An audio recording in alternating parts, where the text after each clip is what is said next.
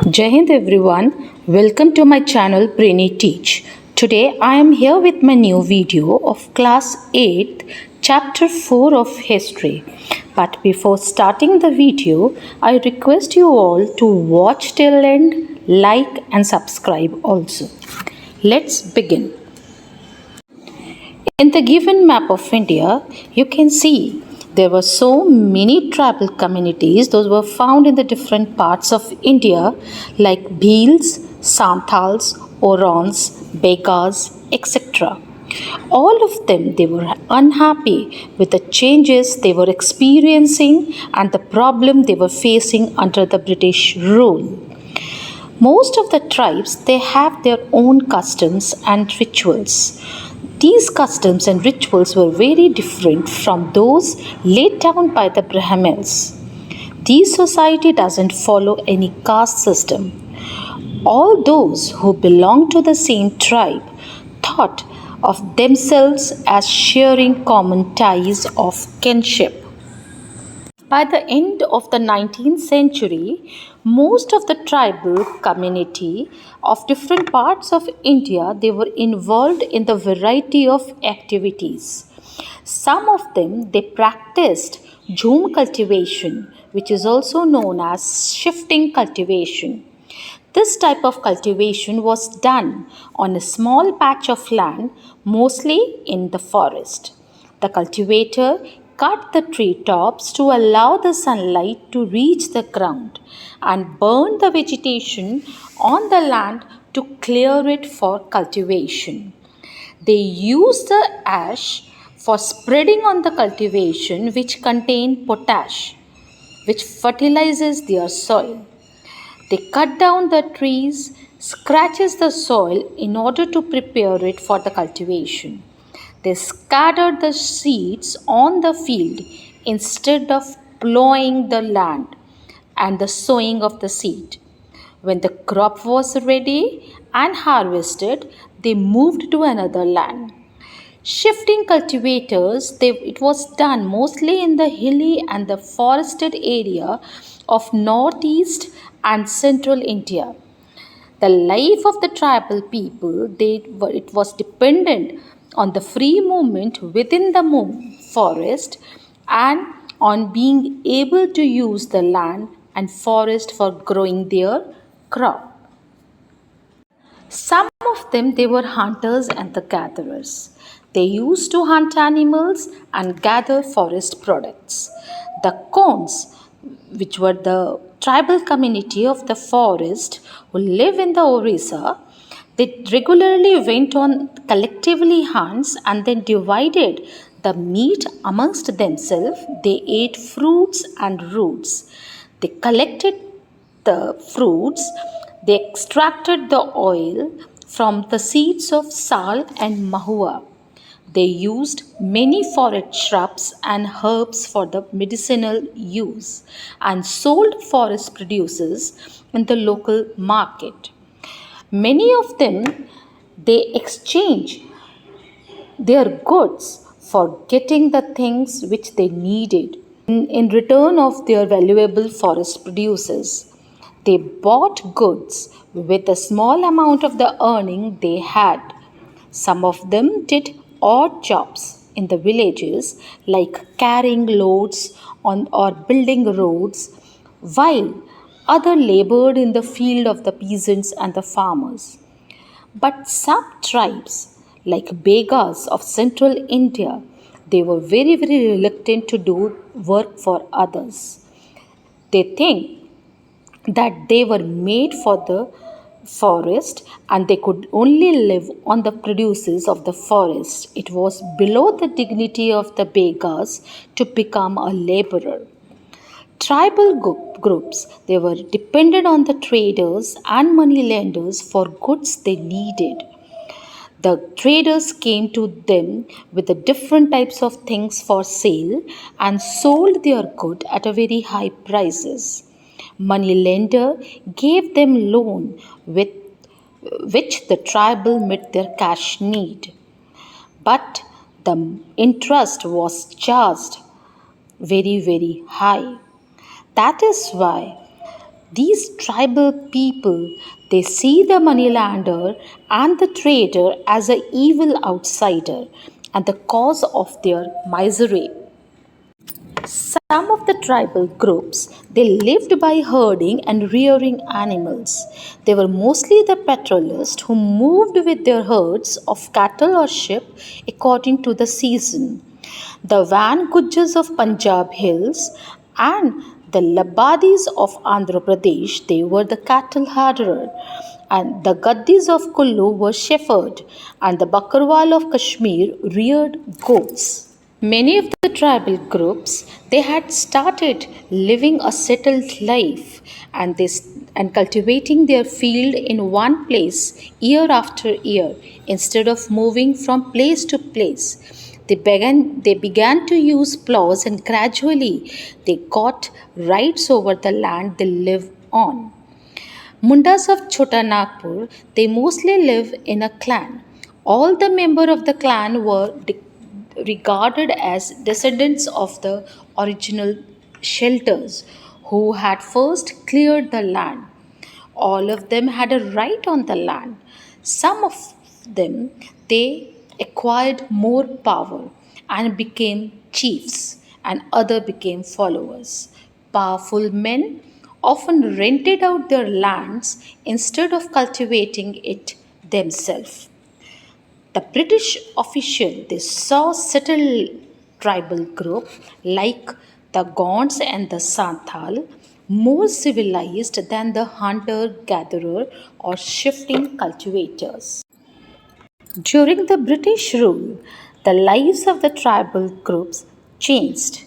Before their arrival, many of the tribal chiefs were enjoying the economic power and had the right to administer and control their territories.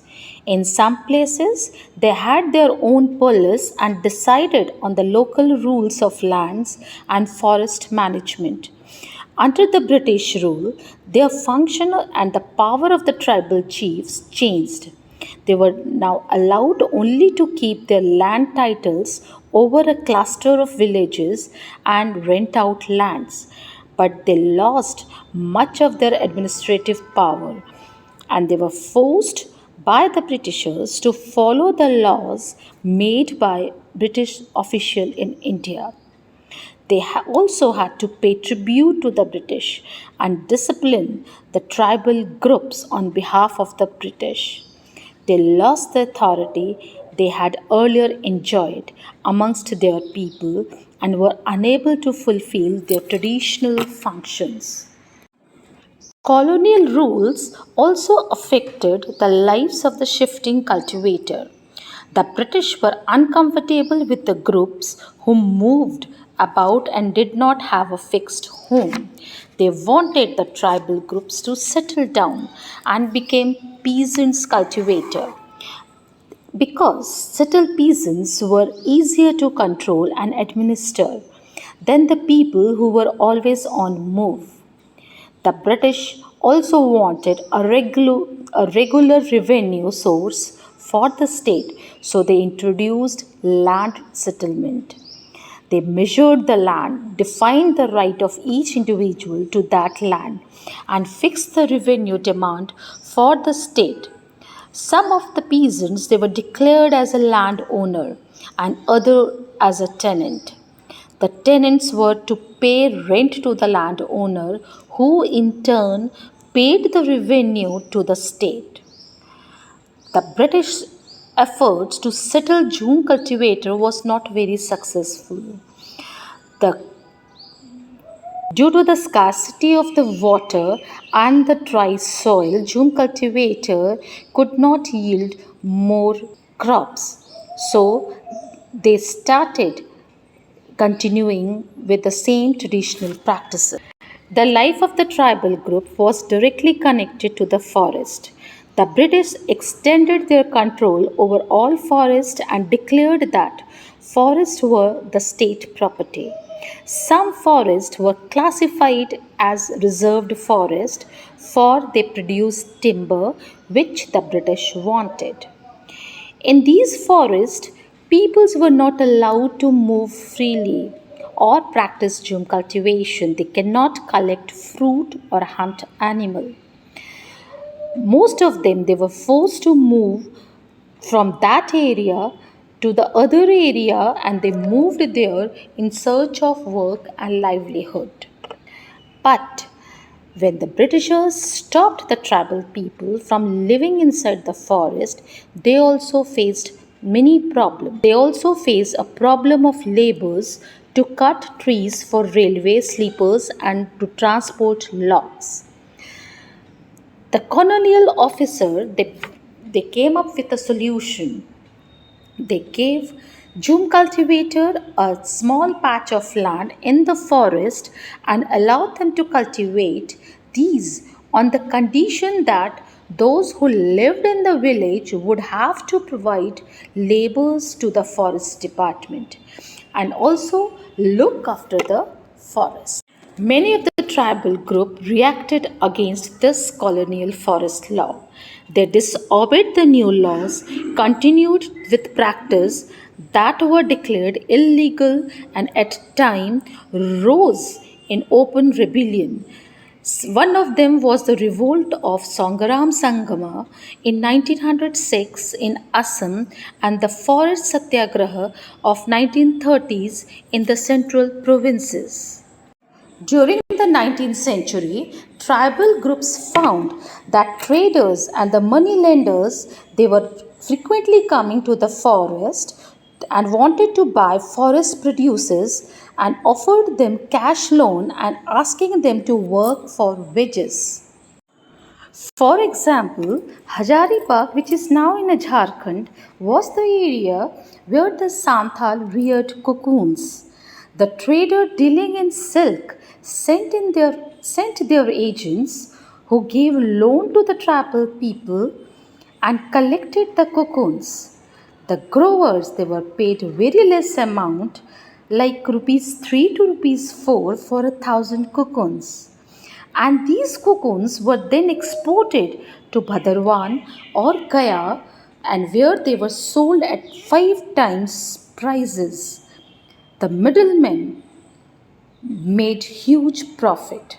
The silk grower earned very little. That was the reason why the tribal groups saw the market and the trader as their main enemies. From the late 19th century, most of the tribal they went far away from their homes in search of work, and their condition was very worse. The detransplantation started coming up, and mining became an important industry. Tribal were recruited in a large number to work in the tea plantation of Assam and the coal mines of Jharkhand.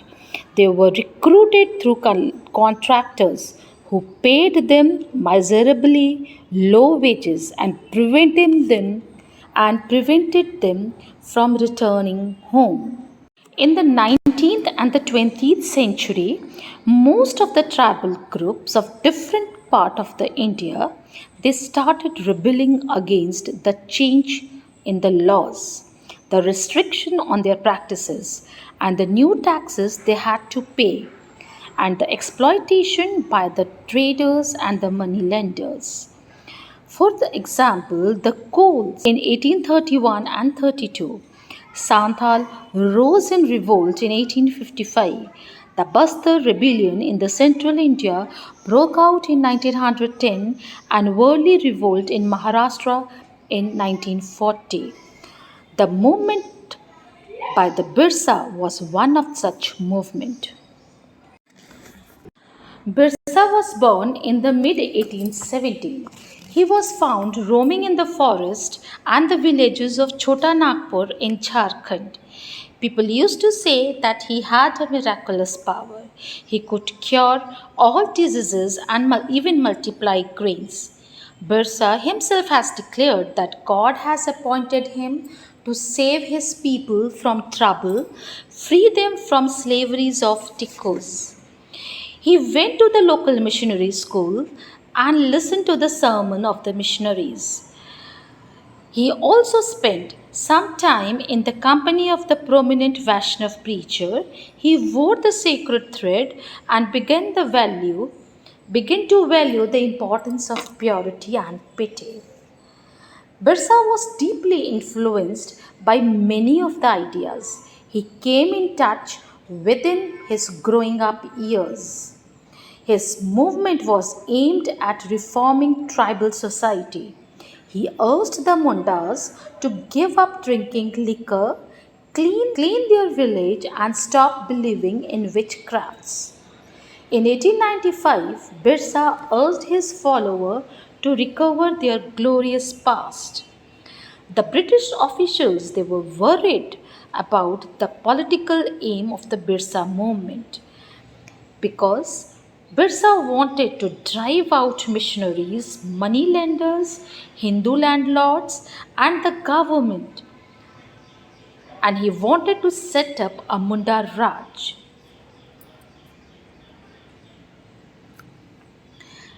As the movement spread, the British official decided to act. They arrested Birsa in 1895 and convicted him on the charges of retorting and jailed him for 2 years. When Birsa was released in 1897, he began touring the villages to gather support. He used traditional symbols and languages to rouse people, urging them to destroy Ravana. For him, the Ravanas were the Dikus and the Europeans and wanted to establish a kingdom under his leadership. They attacked police stations and churches and raided the properties of moneylenders and jamidars. They raised a white flag as a symbol of Birsa Raj.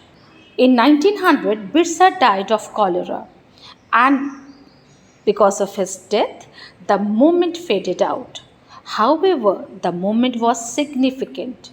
Firstly, as it forced the colonial government to introduce laws so that the land of the tribal could not be easily taken over by Dikus. Secondly, it showed once again that the tribal people had the capacity to protest against injustice, and they also can express their anger against colonial rule. This is all in this video. Hope this video will help you to understand the chapter. Thank you for watching.